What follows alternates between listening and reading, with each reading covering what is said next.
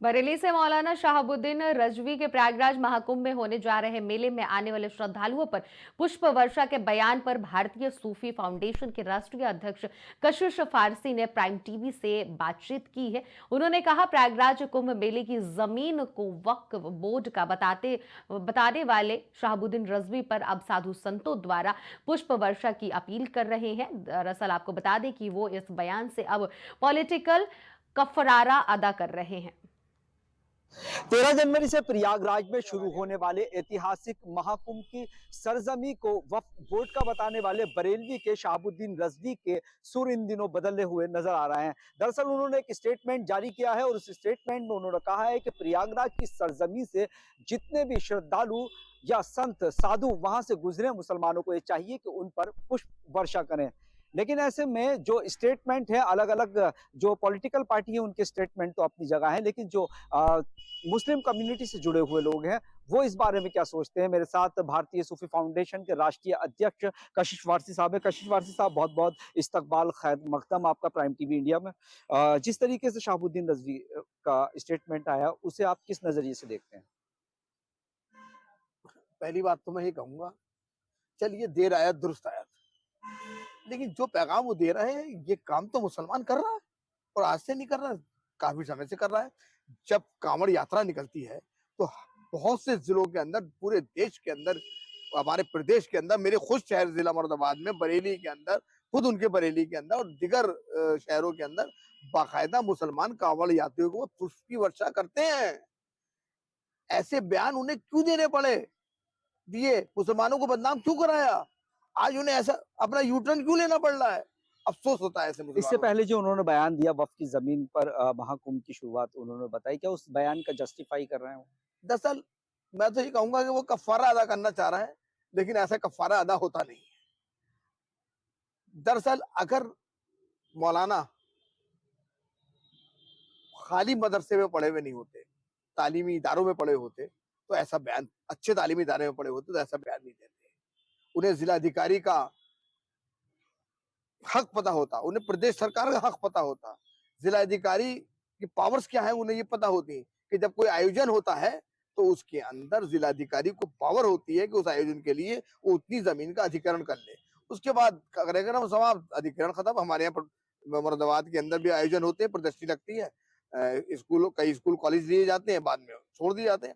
दरअसल उन्हें, उनका दरअसल ना तो मैं तो कहता हूँ कि इस्लाम से कोई मतलब उन्हें मालूम, अगर इस्लाम का मतलब मालूम होता तो उन्हें हवाला दिया है उन्होंने, सीरत नबी का हवाला वही मैं दिया। कहना चाह रहा हूँ कि उन्हें अगर रब्बुल आलमीन की मीनिंग मालूम होते हैं, रब जो है तमाम आलम का रब है और तमाम आलम के अंदर हिंदू, मुस्लिम, सिख, ईसाई सब आते हैं, और रहमतुल लिल आलमीन, अल्लाह ने मेरे नबी रसूल करीम सल्लल्लाहु अलैहि वसल्लम को तमाम दुनिया के लिए रहमत बना के भेजा।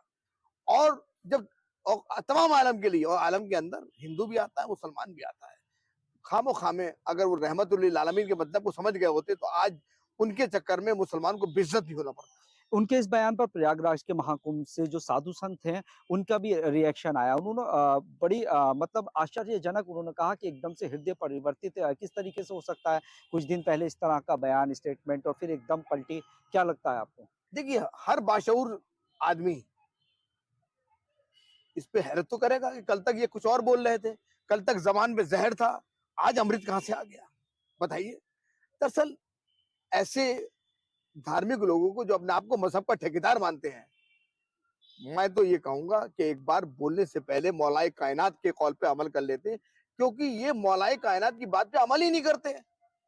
ये तो उनके मुखालिफों को मानते हैं, उनके मुखालिफों का सम्मान करते हैं। अगर ये मौलाए कायनात के फरमान पे अमल करते कि बोलने से पहले सोच लिया करो 3 बार, तो शायद ये गलती उनसे नहीं होती। अच्छा, मुख्यमंत्री का जो स्टेटमेंट था अभी हाल ही में वक्फ जमीन को लेकर, उसको भी उन्होंने सराहा है, उसका भी कहा कि गुड इनिशिएटिव है, अच्छी पहल है मैंने मुख्यमंत्री की। क्या कहा, वो आपको फारा अदा कर रहे हैं। दरअसल एक बात समझ लीजिए, आज अफसोस होता है मुझे ये कहते हुए कि औकाफ की जमीनें जिनका किराया आज हजारों में होना चाहिए, हम औकाफ की जमीनों को अपना माल समझ के उनका उनका किराया कितना दे रहे हैं। जो गरीबों का हक है, क्या हम गरीबों का हक नहीं मारे बैठे? बताइए। जो वफ़ अलल खैर के नाम पर हमारे बुजुर्गों ने वफ़ की, आज क्या वो वक्फ अलल खैर के तौर पर इस्तेमाल हो रहा है? आप खुद बताइए।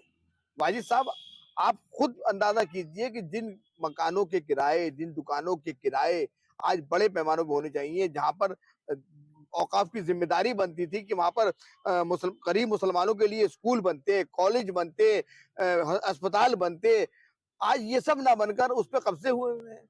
अगर यही काम औकाफ पहले कर लेता, तो आज मुसलमान का बच्चा जो है वो पढ़ा लिखा होता।